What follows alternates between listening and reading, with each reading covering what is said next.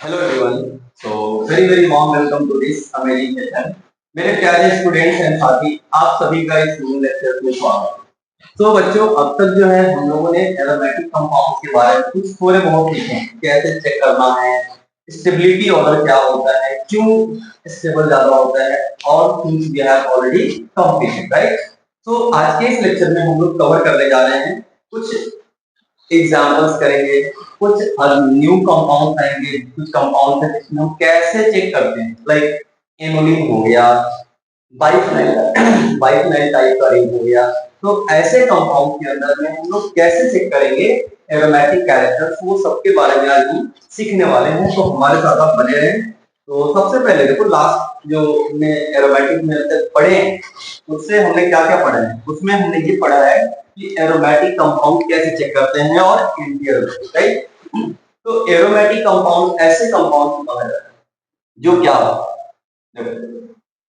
थोड़े से हम लोग कवर करते हैं, रिवाइज कर लेते हैं, देन हम लोग मूव ऑन करेंगे। कोई कंपाउंड जब दिया जाएगा तो हम क्या क्या करते हैं। कोई भी कंपाउंड जब आपको दिया जाएगा तो what we do for that. तो हम लोग यहां से करते हैं सबसे पहला काम साइक्लिक। खैर वो देख के हमें मालूम चलता है कि जो गिवन कंपाउंड है वो साइक्लिक है या नहीं है, राइट। इसके बाद हम लोग देखते हैं प्लेनर। प्लेनर के लिए जनरली हम लोग क्या चेक करते हैं कि कार्बन जो है, जो कार्बन प्रेजेंट है वो sp2 है या नहीं। अप टू 7 मेंबर तक, अप टू 7 मेंबर तक तो हमें कोई दिक्कत नहीं है, कोई भी नहीं आएगा। अगर sp2 हाइब्रिडाइजेशन है सभी का तो वो कंपाउंड को क्या मानेंगे हम, प्लेनर। बट उससे ऊपर वाले में कुछ स्पेसिफिक एग्जांपल है जहां पे हमें क्या है चेक करना होता है। तो हम बताएंगे, आप हमारे साथ बने रहे, आपको डेफिनेटली ये चीज जो है सीखेंगे कि कैसे हम चेक करते हैं। थर्ड वन, थर्ड जो है क्या है, कंप्लीटली कंजुगेशन, है ना। कंप्लीटली कंजुगेटेड सिस्टम होना पड़ेगा, है ना। कंप्लीटली कंजुगेटेड सिस्टम, अच्छा इसका मतलब वो क्या है, कंप्लीटली कंजुगेटेड का मतलब क्या है कि अगर मान लो कि ऐसे हमारे पास कोई ए बी सी डी ऐसे कंपाउंड है, इस तरीके से कुछ भी अगर कंप्लीटली कंजुगेशन में है, इसका मतलब ये हो गया कि पाई इलेक्ट्रॉन क्लाउड का क्या बनेगा, एक रिंग ऑफ फॉर्मेशन। यही तो है रूल्स जो हमने ऑलरेडी पढ़ा है ना।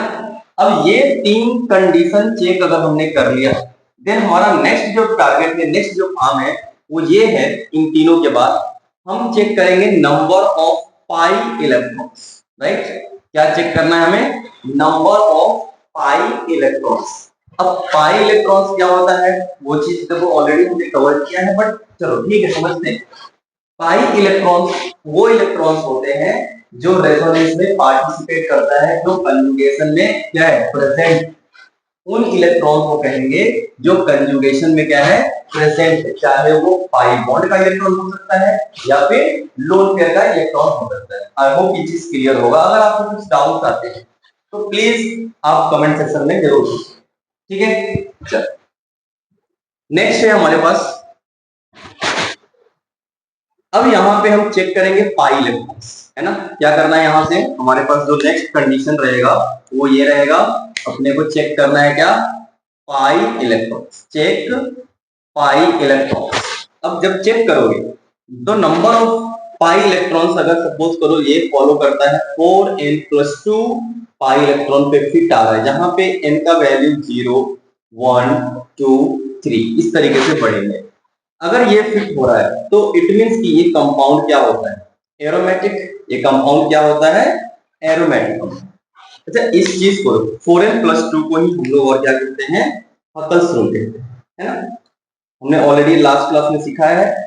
और हकल्स रूल क्या होता है, it is applicable, last lecture में हमने ऑलरेडी सीखा, it is applicable on monocyclic compound और polycyclic compound in which periphery resonance is present, that is resonance present on the circumference of compound, है ना। अभी जब एग्जांपल आएंगे तो हम वो चीज सीखेंगे, एग्जांपल से और ये चीज क्लियर होगी। और सेकंड, अगर मान लो 4n पाई इलेक्ट्रॉन्स अगर होता है प्रेजेंट, तो 4n पाई इलेक्ट्रॉन से ये कंपाउंड क्या होगा, एंटी एरोमेटिक। क्या हो जाएंगे ये, एंटी एरोमेटिक, है ना। तो ये है बेसिक चीजें जो हमें यूज करके सॉल्व करना है एग्जांपल्स, ठीक है। ये बेसिक चीजें हैं जो अपने को क्या है पता होना चाहिए। ठीक है, चलो आगे हम बढ़ते हैं। आगे हम लोग देखेंगे नेक्स्ट जो कंपाउंड हमारे पास आएगा, हम कैसे चेक करते हैं एरोमेटिक। तो पहले तो कुछ अभी एग्जांपल सॉल्व करते हैं, फिर हम आगे बढ़ेंगे, फिर हम कुछ नए जो है कवर करने वाले हैं एरोमेटिक से रिलेटेड। ठीक है, तो यहाँ पे हम लोग एग्जांपल से स्टार्ट करते हैं, लिखेंगे आप सभी लोग क्या, check the following compound, following compound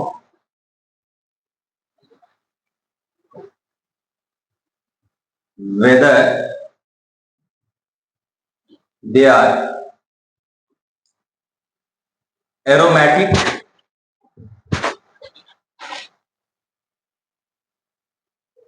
anti-aromatic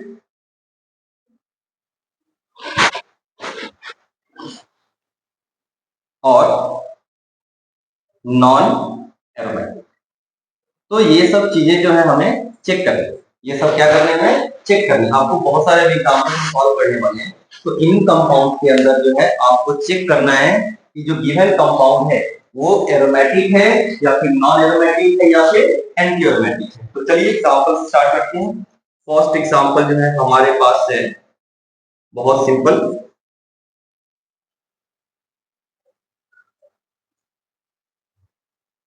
और सबसे इंपॉर्टेंट चीज ये है कि आप वीडियो को पॉज करके ये एग्जांपल्स को आप सॉल्व करें, है ना। वीडियो को पॉज करके आप इन एग्जांपल्स को सॉल्व करें। बहुत सारे एग्जांपल्स हम करने वाले हैं, है ना। एंड अपना आंसर आप जरूर बताइएगा जितने क्वेश्चन हम लिख रहे हैं इनमें से कितने क्वेश्चन जो है आपके करेक्ट हो रहे हैं, है ना। चलिए, तो थर्ड नंबर हो गया। फोर्थ नंबर में है आपके पास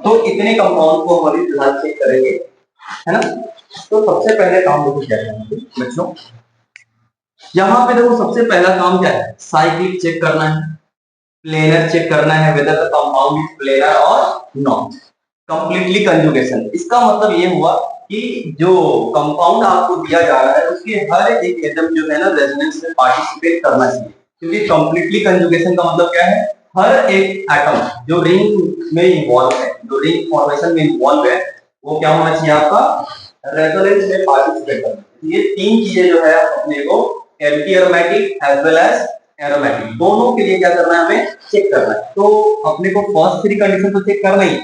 अच्छा, अगर इन फर्स्ट थ्री कंडीशन में कोई भी एक कंडीशन अगर मान लो सेटिस्फाई नहीं होता है, मतलब यहाँ से क्या होगा, ना ही वो एंटी एरोमेटिक है और ना ही वो एरोमेटिक है, तो क्या होगा, वो नॉन एरोमेटिक कंपाउंड हो जाएगा। I hope this is clear हो। अब इसके लिए जो है ना साइक्लिक है, वो तो खैर हम ऑब्जर्व कर लेंगे गिवन स्ट्रक्चर क्या है। प्लेनर के लिए हमें क्या करना है, हाइब्रिडाइजेशन। हमें क्या निकालना है, हाइब्रिडाइजेशन। तो हाइब्रिडाइजेशन के लिए हम क्या करते हैं, अगर अपन को याद होगा कुछ थोड़ा बहुत हमने सीखा है ऑलरेडी, हाइब्रिडाइजेशन के लिए हम क्या करते हैं, तो हाइब्रिडाइजेशन के लिए देखो बच्चों हम लोग फाइंड आउट करते हैं क्या, number of sigma bond plus number of localized lone pair, है ना। क्या करते हैं हम लोग, number of localized lone pair plus number of sigma bond, मतलब जिस एटम का आपको हाइब्रिडाइजेशन निकालना है उस एटम का हम चेक करेंगे कि उसने कितना सिग्मा बॉन्ड बनाया है और उसके ऊपर कितना लोकलाइज्ड लोन पेयर, राइट। ये चीज दिमाग में रखना है अपने को, लोकलाइज्ड लोन पेयर होना चाहिए। ओके, जो डीलोकलाइज है, डीलोकलाइज का मतलब हो गया पाई इलेक्ट्रॉन, और पाई इलेक्ट्रॉन को हम हाइब्रिडाइजेशन में काउंट नहीं करते हैं। ओनली सिग्मा इलेक्ट्रॉन जो सिग्मा बॉन्ड के फॉर्मेशन में जा सकता है वही क्या होता है अपन को काउंट करना है। तो जो लोकलाइज्ड है उसको काउंट कीजिएगा, है ना। अगर एक एग्जांपल देख लें यहाँ पर, तो ले देख लो आपको एग्जांपल एक, ये अब यहाँ पे ऑक्सीजन के पास दो लोन पेयर है। अगर हमें ये चीज इंफॉर्मेशन ना हो इसमें हम लोग लोकलाइज को काउंट करते हैं, तो हम लोग यहाँ पे गलती कर सकते हैं कि डायरेक्टली हम बोलेंगे क्या, दो सिग्मा बॉन्ड बनाया है और दो लोन पेयर है, जिसकी वजह से इसका हाइब्रिडेशन क्या होगा, sp3, which is wrong, which is wrong. Okay, तो यहां से हम कैसे चेक करेंगे? तो यहां से देखो एक लोन पेयर, जो दो लोन पेयर है ना, उनमें से एक लोन पेयर क्या होगा, इस पाई बॉन्ड के साथ कंजुगेशन हो जाएगा। तो यहाँ पे एक चीज और मैं एक्सप्लेन करना चाहता हूँ बच्चों, कि आपके मन में ये जरूर आ रहा होगा कि सर दोनों इलेक्ट्रॉन, दोनों लोन पेयर क्यों जा सकता है रेजोनेंस में? तो रीजन क्या है कि दोनों लोन पेयर एक दूसरे के परपेंडिकुलर होता है, तो इनमें से एक ही ऐसे लोन पेयर होंगे जो इस पाई बॉन्ड और के प्लेन में आएंगे, है ना। पाई इलेक्ट्रॉन क्लाउड है ना, उसके प्लेन में एक ही इनमें से लोन पेयर है जो आएगा, जिस वजह से क्या होगा, एक ही लोन पेयर को अपन क्या कर सकते हैं, रेजोनेंस में दे सकते हैं। अगर ऐसी डाउट अगर नहीं है तो अच्छी बात है, अगर है तो इसको इस तरीके से आप समझिए, ठीक है। तो इनमें से एक लोन पेयर चला जाएगा कहां पे, रेजोनेंस। एक लोन पेयर क्या चला जाएगा, लोन पेयर रेजोनेंस। तो अब एक लोन पेयर हो गया क्या, डीलोकलाइज्ड, और एक है लोकलाइज्ड। तो इस ऑक्सीजन एटम ने कितने बॉन्ड बनाए, सिग्मा, दो सिग्मा बनाए, है ना, दो सिग्मा। एक लोन पेयर क्या है, लोकलाइज्ड, दैट इज 3। 3 जैसे ही आएगा, इसका हाइब्रिडेशन क्या होगा, sp2। I hope it is clear. एक और बहुत ही अच्छा एग्जांपल है pyridine का, है ना। ये pyridine है। जनरली इसमें हम गलती कर बैठते हैं कि इसका हाइब्रिडेशन क्या करते हैं हम लोग, ये लोन पेयर को हम रेजोनेंस में लिख चले जाते हैं, क्योंकि यहाँ पे ऐसा दिख रहा होगा हमें। तो ये lone pair sigma pi conjugation लग रहा है अपने को। अब इसमें दो रीजन है। क्या रीजन है? पहला चीज तो अपने को ये दिमाग में रखना है कि ये लोन पेयर रेजोनेंस में नहीं जाता। पहला चीज ये दिमाग में रखो आप, ये लोन पेयर रेजोनेंस में नहीं जा रहा है। अब नहीं जा रहा है तो क्या क्या रीजन है? एक रीजन तो ये है कि जिस प्लेन में ये इलेक्ट्रॉन एग्जिस्ट कर रहा है, जिस प्लेन में ये इलेक्ट्रॉन एग्जिस्ट कर रहा है, उस प्लेन में ये पाई इलेक्ट्रॉन क्लाउड नहीं, उस प्लेन में ये पाई इलेक्ट्रॉन क्लाउड नहीं है, जिसकी वजह से इस लोन पेयर का ऑर्बिटल और इसका पी ऑर्बिटल आपस में ओवरलैप करेंगे नहीं, और जब ओवरलैप नहीं करेगा इसका मतलब यहाँ पे पाई बॉन्ड नहीं फॉर्म होगा, और इसीलिए ये इलेक्ट्रॉन डीलोकलाइज नहीं होगा। क्लियर है पॉइंट? तो एक तो हो गया ये फर्स्ट रीजन। सेकेंड रीजन जो है आप यहाँ पे क्या दे सकते हैं, सेकेंड रीजन एक ये पॉसिबिलिटी है कि जब आप मान लो, अगर आपके मन में ऐसा आ रहा है कि ये लोन पेयर अगर रेजोनेंस में चला गया तो इस नाइट्रोजन का हाइब्रिडाइजेशन हो जाएगा कितना, sp, और sp का बॉन्ड एंगल होता है 130। अब 180 जो है रिंग के अंदर पॉसिबल नहीं। आप खुद सोचो कि रिंग के अंदर हम 180 डिग्री कैसे बना सकते हैं, नॉट पॉसिबल। रिंग के अंदर स्ट्रेन बहुत ज्यादा आएगा, और बहुत ज्यादा रिंग स्ट्रेन आएगा तो ये फिर क्या हो जाएंगे, unstable.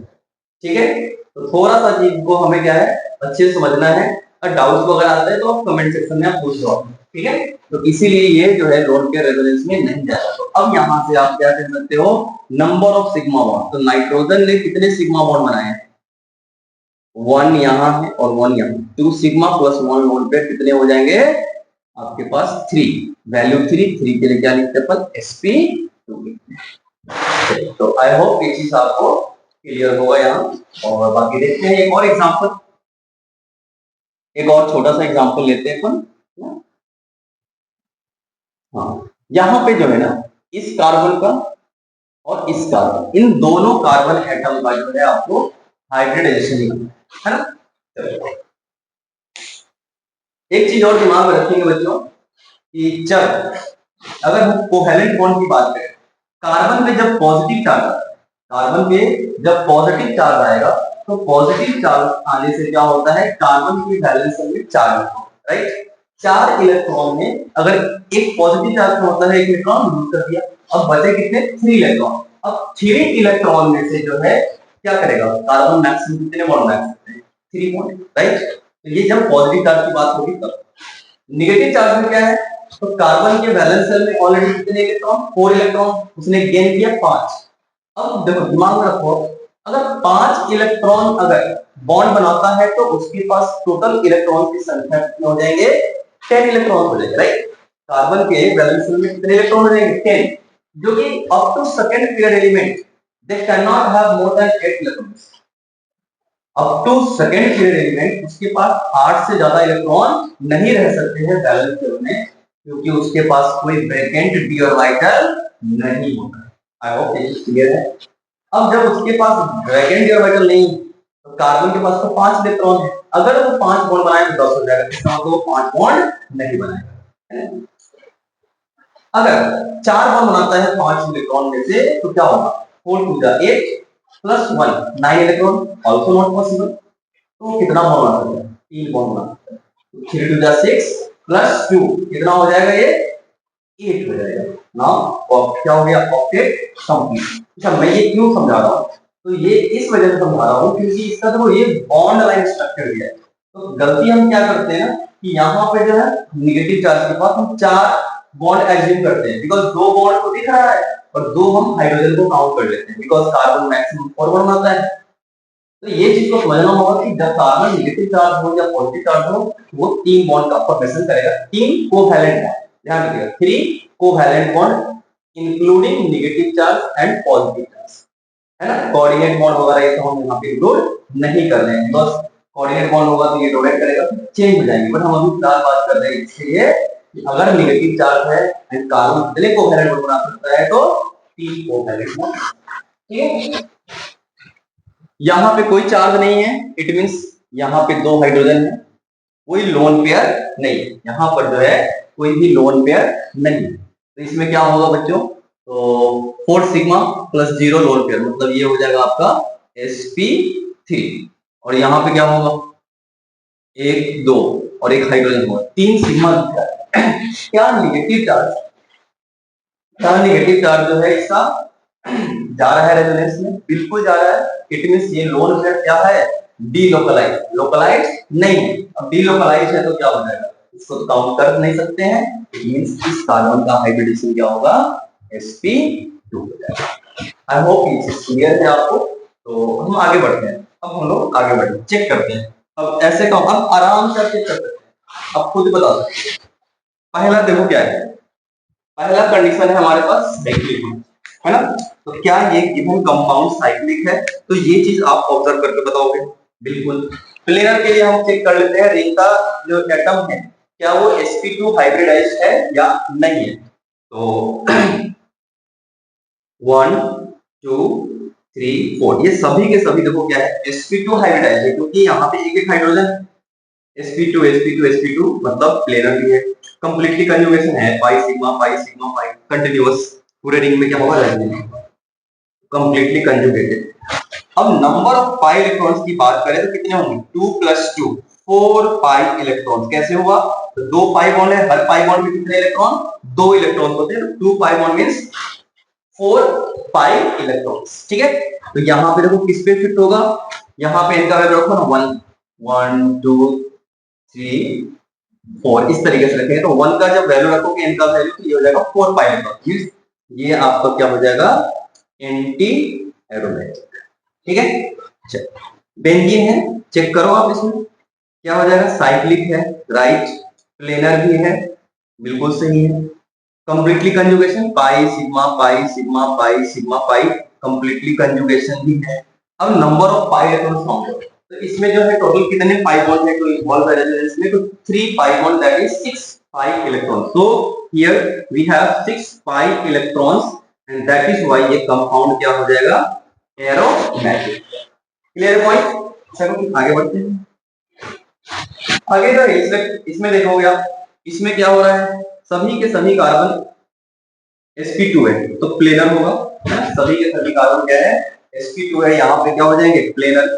Pi sigma negative sigma pi sigma, ये सब के सब क्या है, कंजुगेशन में, completely conjugation. Total number of pi electron सब यहाँ पे चेक करते हैं, पाई इलेक्ट्रॉन कैसे आ रहे हैं। 2 इलेक्ट्रॉन इस पाई बॉन्ड का होगा, 2 इलेक्ट्रॉन इस पाई बॉन्ड का होगा, और नेगेटिव चार्ज का मतलब क्या है, एक लोन पेयर होगा यहाँ पे, जो कि ऑलरेडी क्या है, रेजोनेंस में है, so that is also counted in pi electron, ठीक है। उसको भी करते हैं हम लोग काउंट, तो 2 + 2 + 2 6 पाई इलेक्ट्रॉन्स, और यहाँ पे ये हो जाएगा एरोमेटिक। Hope please. चलो यहाँ पे साइक्लिक कंप्लीटली कंजुगेशन प्लेनर भी है, क्योंकि अप टू 7 मेंबर ही है, तो अपने को ज्यादा प्लेनर भी है, कंप्लीटली कंजुगेशन है, pi sigma positive sigma pi, तो कंप्लीटली कंजुगेशन भी है। Number of pi electrons, positive charge क्या प्रोवाइड करता है, very important point. Positive charge का मतलब क्या है, कार्बन के पास एक और वाइटल क्या है यहाँ पे खाली। पॉजिटिव चार्ज का मतलब क्या है, कार्बन के पास क्या है, एक इलेक्ट्रॉन, सॉरी एक डब्बा खाली है और वाइटल खाली है, राइट। इट मींस जब पाई सिग्मा पॉजिटिव का रेजोनेंस होता है तो वहां पे क्या है, पॉजिटिव चार्ज क्या प्रोवाइड करवाता है, एक वेकेंट और वाइटल। हम ये ऐसा क्यों कह रहे हैं, बिकॉज आगे एटम आने वाला और भी क्वेश्चन आएंगे जहां पे इस चीज को यूज करेंगे कि पॉजिटिव चार्ज रेजोनेंस में किस तरीके से पार्टिसिपेट करता है, वो क्या प्रोवाइड करता है, तो वेकेंट और वाइटल प्रोवाइड करता है। ठीक है, तो यहां से कोई इलेक्ट्रॉन नहीं है, pi electron, 2 electron plus two 6 pi electron, कितना है 6 pi electron, that is aromatic. यहाँ पे सिमिलरिटी चेक करो, आप बताओ इस क्वेश्चन में क्या होने वाला है, कमेंट सेक्शन में आप बताएं, चेक कर लो अपने आंसर से क्या है, एरोमेटिक है या एंटी एरोमेटिक है, नॉन। साइक्लिक दिख रहा है, प्लेनर भी दिख रहा है, कैसे sp2 sp2 sp2 sp2 sp2 sp2 सभी, ठीक है। कंप्लीटली कंजुगेशन है, pi sigma negative sigma pi sigma pi. Total number of pi electrons 2 plus 2 plus 2 plus 2 8 pi electrons, तो ये क्या हो जाएगा, एंटी एरोमेटिक। तो आई होप यहाँ तक क्लियर है, अगर कुछ भी यहाँ तक आपको डाउट्स वगैरह है तो let me know in the comments. अब नेक्स्ट जो हम लोग कवर करने जा रहे हैं, छोटा सा टॉपिक है, क्या है ये, एनुलिन, है ना। हम लोग इसके बाद एग्जांपल और सॉल्व करेंगे ना। क्या है एनुलिन, क्या होता है एनुलिन, इसको समझते हैं। इसको पहले लिख लो पॉइंट, इसमें क्या लिखोगे एनुलिन में, तो it is a monocyclic, it is a monocyclic hydrocarbon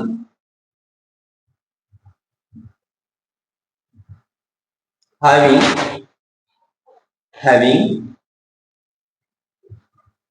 alternate pi bond, है ना। मतलब ऐसे मोनोसाइक्लिक हाइड्रोकार्बन को कहा जाता है जिसके अंदर क्या होगा, अल्टरनेट पाई बॉन्ड प्रेजेंट होगा, जिसके अंदर क्या होगा, अल्टरनेट पाई बॉन्ड क्या होंगे, प्रेजेंट। क्लियर है पॉइंट। जैसे अगर एग्जांपल की बात करें, इसको अपन कहते हैं 4 एनुलिन, क्या कहेंगे इसको, 4 एनुलिन। इसको हम कहते हैं 6 एनुलिन, नंबर ऑफ कार्बन कितने हैं, 6 एनुलिन। नेक्स्ट बात करेंगे हम लोग,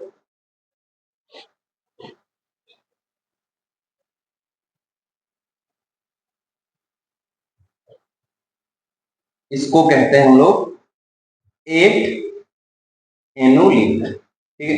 अब थोड़ा सा इसके बारे में समझो, देखो एनुलिन में हम इसको सेपरेटली पढ़ रहे हैं बिकॉज उसमें थोड़े बहुत क्या है, छोटा सा एक्सेप्शन है। 4 एनुलिन को चेक करना है एरोमेटिक कैरेक्टर, तो हम लोग नॉर्मली जैसे यूज करते हैं, जैसे सॉल्व करते हैं, वैसे इसको कर सकते हैं। 6 एनुलिन में भी कर सकते हैं, नॉर्मल जैसे चेक करते हैं, साइक्लिक कंप्लीटली कंजुगेटेड प्लेनर 4 पाई n + 2 इलेक्ट्रॉन या 4 पाई n इलेक्ट्रॉन। अब देखो क्या है, एक एनुलिन में क्या होता है, ये बेसिकली हमको ऐसा दिख रहा है कि ऐसा स्ट्रक्चर है, बट इसका एक्चुअल स्ट्रक्चर जो होता है वो कैसा होता है, देखो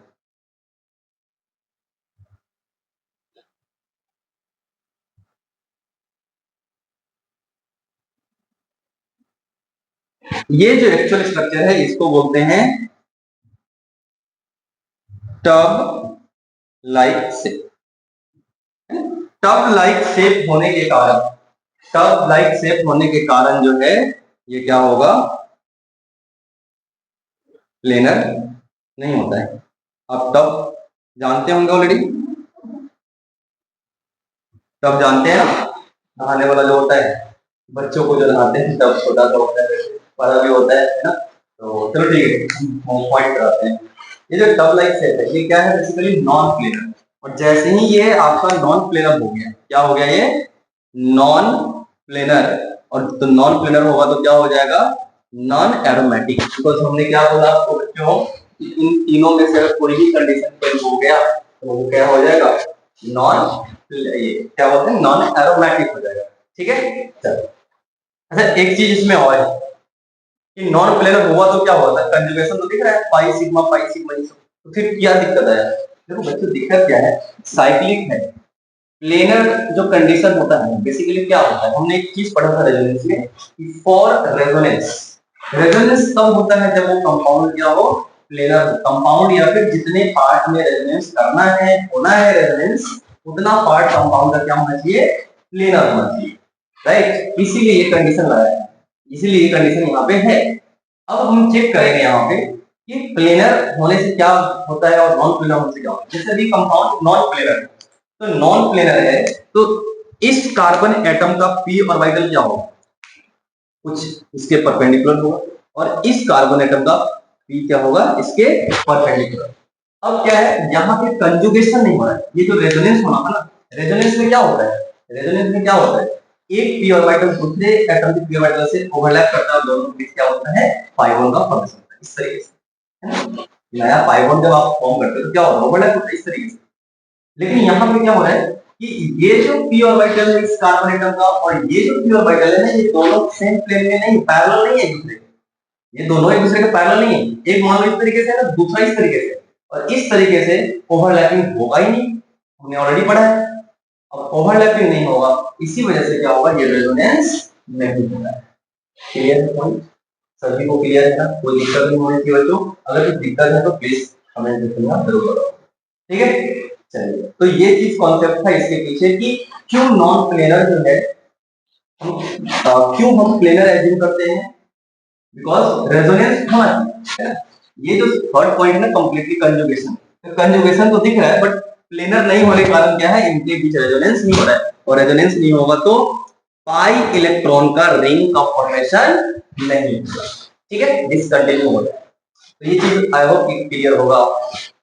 एक नेक्स्ट एग्जांपल, नेक्स्ट एग्जांपल क्या है आपको,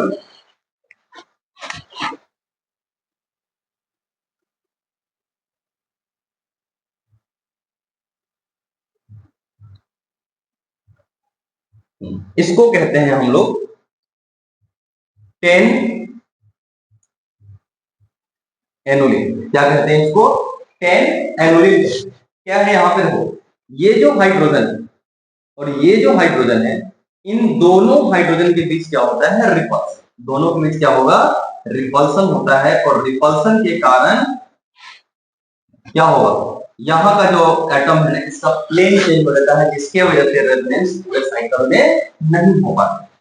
तो यहाँ पर भी क्या है, आप इसको बोलेंगे ये नॉन प्लेनर हो जाता है, बिकॉज ऑफ ये रिपल्सन बिटवीन हाइड्रोजन।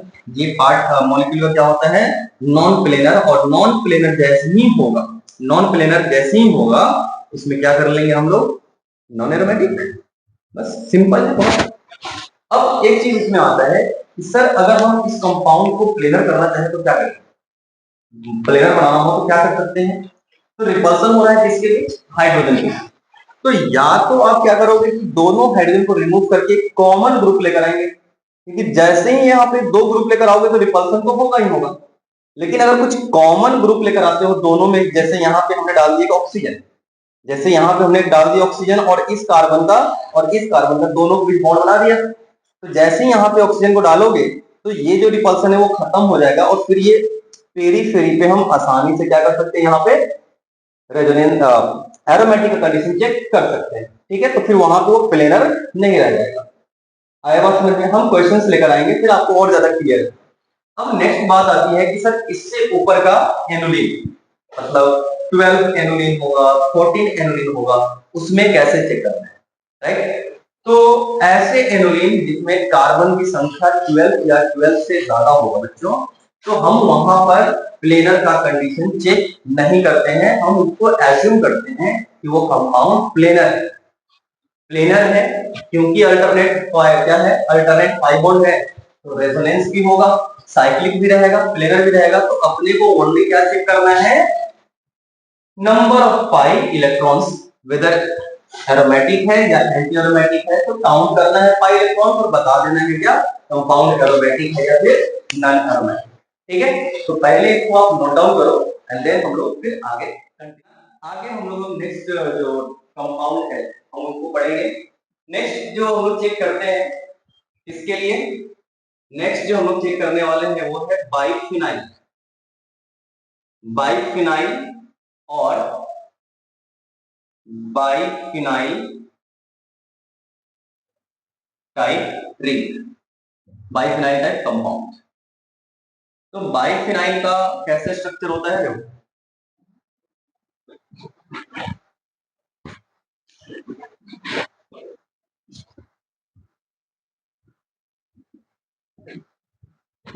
ये है बाइफिनाइल, इसको क्या कहते हैं लोग बाइफिनाइल, है ना, ये क्या है बाइफिनाइल। तो डियर स्टूडेंट्स ध्यान समझेंगे यहाँ पे, ऐसे टाइप के कंपाउंड है ना, ये हो गया बाइफिनाइल, या आप दूसरा ले सकते हो आप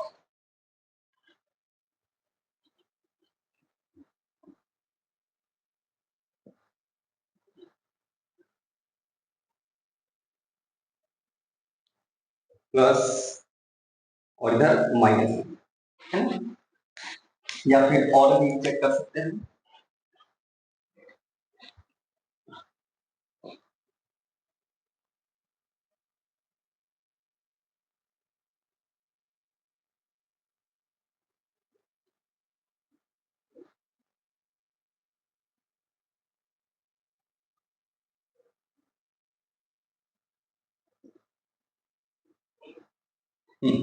ये हो, तो ये सब कंपाउंड जो है ना क्या है आपके पास बाइफिनाइल या उस टाइप के कंपाउंड। तो ऐसे कंपाउंड का एरोमेटिक चेक करने के लिए हम दोनों में जो नंबर ऑफ इलेक्ट्रॉन्स प्रेजेंट है इंक्लूड नहीं करते, हम लोग क्या करते हैं इंडिविजुअल रिंग को चेक करते हैं। हम क्या करेंगे इंडिविजुअल रिंग को चेक करेंगे कि इंडिविजुअल रिंग एरोमेटिक है या नहीं। क्या करना है ध्यान रखिएगा ये चीज, check individual ring, check individual ring for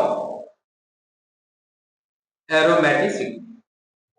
तो एरोमेटिक चेक करने के लिए जो है हम क्या करेंगे इंडिविजुअल रिंग को हम चेक करेंगे। क्लियर है पॉइंट, चलो तो अब यहाँ पर चेक करते हैं इंडिविजुअल रिंग को।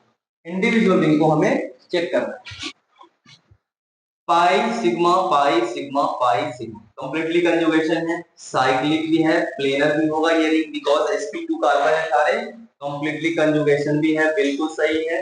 नंबर ऑफ पाई इलेक्ट्रॉन कितना है, नंबर ऑफ पाई इलेक्ट्रॉन बच्चों 6 पाई इलेक्ट्रॉन, तो ये क्या हो जाएगा 6 पाई इलेक्ट्रॉन है तो आपका हो जाएगा एरोमेटिक। आप और प्लस 2 पाई पे रख के चेक करो देख लो, है ना। सिमिलरली अब इस रिंग की बात करें तो साइक्लिक तो है, रिंग तो दिख रहा है, प्लेनर भी है, कंप्लीटली कंजुगेशन भी है और 6 पाई इलेक्ट्रॉन्स भी है, ये क्या होगा आपका एरोमेटिक हो pi sigma pi sigma pi. तो हर एक क्वेश्चन को आपको खुद से ट्राई करना है, आपको हर क्वेश्चन को एक बार खुद से ट्राई करनी है ताकि ताकि क्या हो जाए आपको ज्यादा से ज्यादा समझ में आए। लंबे समय तक अगर आपको रखना है तो सबसे पहले आपको खुद से ट्राई करना है। अब इनको हमको ट्राई करना है, हमने सीखा यहाँ अप्लाई यहाँ पे करो, है ना, अप्लाई जो है आप यहाँ पे करेंगे। ये क्वेश्चन जो है आपके लिए रहेगा होमवर्क, आप इसको कमेंट में बताएंगे कि वेदर, चलो इसको रिंग 1 कहते हैं और इसको रिंग 2 कहते हैं, तो आपको बताना रहेगा इस तरीके से 1 के लिए क्या होगा और रिंग 2 क्या होगा, एरोमेटिक है पहला रिंग या दूसरा रिंग एंटी एरोमेटिक है क्या है, इस तरीके से आप बताएंगे। 1 एरोमेटिक हुआ तो ए, एंटी एरोमेटिक हुआ तो डबल ए और नॉन एरोमेटिक हुआ तो इस तरीके से आपको बताना है, इसके लिए सेकंड के लिए भी और फर्स्ट के लिए भी। इस चीज को हम कॉल करते हैं, है ना।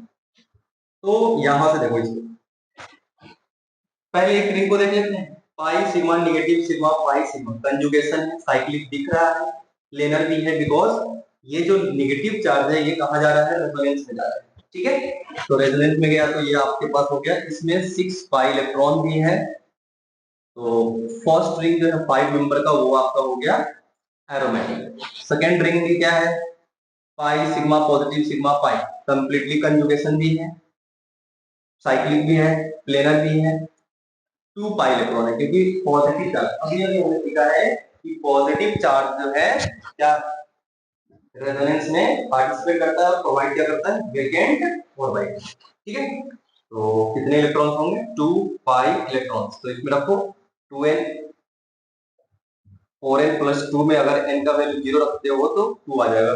इट मींस ये भी क्या है, एरोमेटिक। ये आपका होमवर्क है। ठीक है, नेक्स्ट जो हम लोग देखने वाले हैं दोस्तों, तो अभी हमने पढ़ा है अबाउट एनुलिन, अबाउट बाइफेनाइल और बाइफेनाइल टाइप रिंग, और नेक्स्ट जो हम लोग देखने जा रहे हैं दैट इज ये है फ्यूज्ड रिंग। फ्यूज्ड रिंग में हम कैसे चेक करते हैं, फ्यूज्ड रिंग में हम कैसे चेक करते हैं, जहां पे बहुत सारा क्या है रिंग आपको दिया जाएगा, जहां पे बहुत सारा आपको रिंग दिया जाएगा, उस केस में हम कैसे चेक करते हैं। तो इसके लिए जो है हम कुछ नहीं करते हैं ज्यादा बच्चों, क्या करना है, जैसे एक एग्जांपल लेते हैं ना,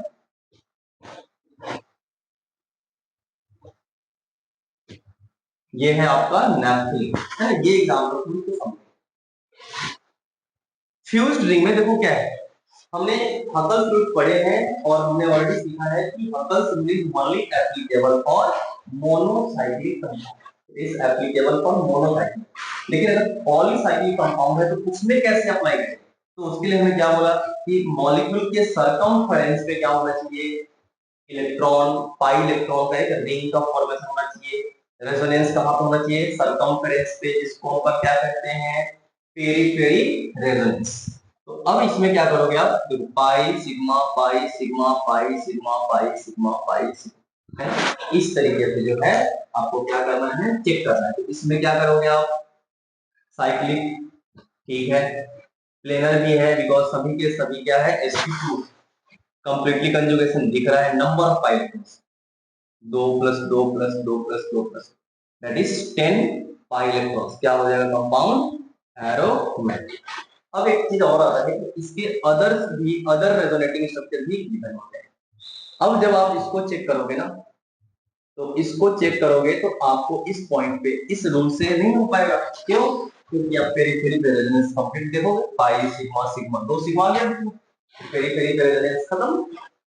इसके लिए क्या है, पॉइंट ऑलरेडी हमने लिखा है पहले कि अगर कोई कंपाउंड दिया गया है, उसका कोई भी रेजोनेटिंग स्ट्रक्चर अगर एरोमेटिक है, इट मींस कि वो कंपाउंड क्या होगा, एरोमेटिक होगा। इट मींस कि वो कंपाउंड क्या होगा, एरोमेटिक होगा। तो यहाँ पे क्या करोगे, अगर ऐसे दिया जाता है तो अगर याद है तो अच्छी बात है, अदरवाइज हम क्या करेंगे, इसका रेजोनेटिंग स्ट्रक्चर बनाएंगे और देन चेक करेंगे कि ये पेरीफेरी पे रेजोनेंस हो रहा है या नहीं हो रहा है। ठीक है, तो इस तरीके से हम इसको भी समझें। इसके बाद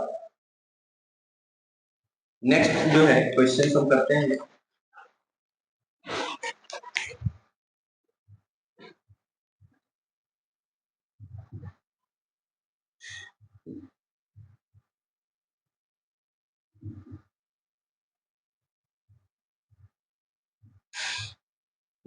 ये हो गया, यहाँ पे देखो फिर से साइक्लिक तो दिख रहा है क्योंकि ये इलेक्ट्रॉन देखो, जब रेजोनेंस करवाओगे ना तो क्या हो रहा है, पाई इलेक्ट्रॉन क्लाउड का एक रिंग का फॉर्मेशन इस तरीके से, है ना, एक रिंग का फॉर्मेशन होगा। तो यहाँ पे हकल फिर तो वही कह रहे हैं कि भाई रिंग का फॉर्मेशन होना चाहिए, पाई इलेक्ट्रॉन क्लाउड का रिंग बनना चाहिए, डिसकंटिन्यू नहीं होना चाहिए, राइट।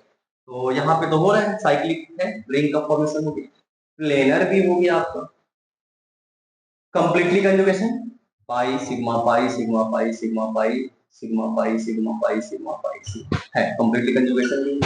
नेक्स्ट क्या है, नंबर ऑफ इलेक्ट्रॉन्स, तो नंबर ऑफ इलेक्ट्रॉन्स चेक कर लेते हैं। नंबर ऑफ पाई बॉन्ड कितने हैं, 1 2 3 4 5 6 7, that is 14 pi electrons.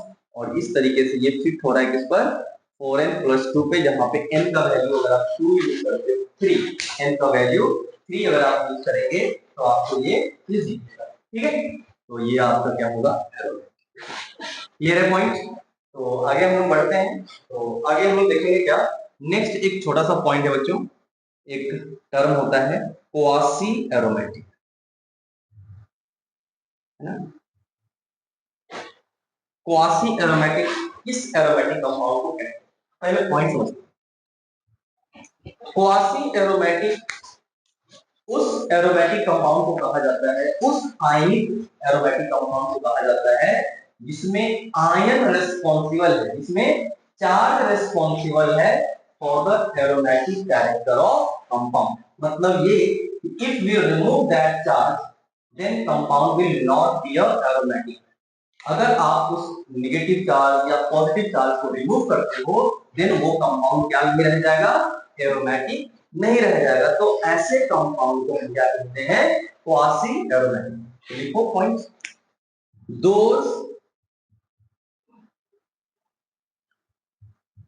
aromatic compound, those aromatic compound which is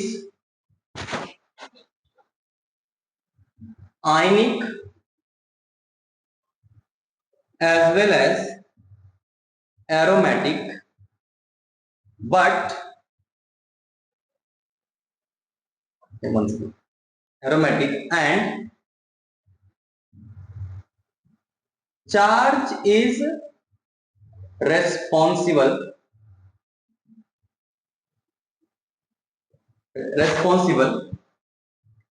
for the aromatic character, for the aromatic character।